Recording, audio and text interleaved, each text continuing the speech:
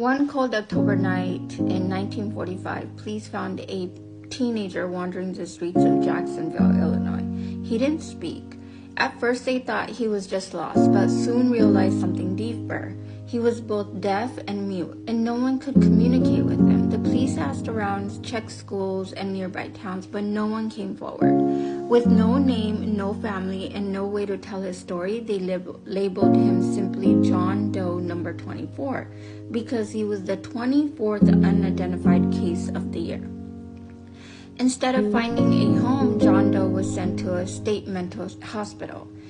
He wasn't mentally ill, but back then there were no better systems for people like him. Over the years, he was moved from one state institution to another. For decades, he lived behind walls, not because he'd done anything wrong, but because society didn't know what else to do with him.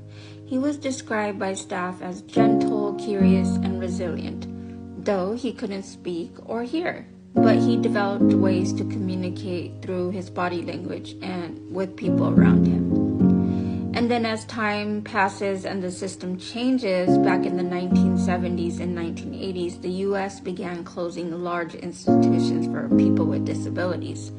John Doe was eventually transferred to a nursing home where he spent his later years.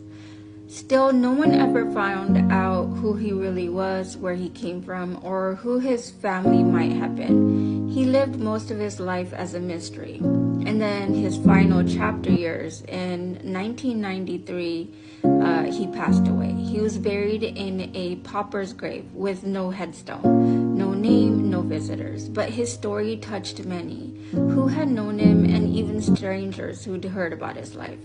One of those people was Mary Chapin Carpenter. She was the Grammy-winning singer-songwriter. She was so moved by his story that she wrote a song about him and personally paid for a headstone for his grave. The inscription gave dignity to a man who had been nameless for nearly 50 years. John Doe number 24's story isn't just about one man. It's about how society once treated people with disabilities, especially people of color, with silence and neglect. But it's also a story of endurance. Despite everything, he lived nearly 50 years after that night in 1945, and today his grave is marked.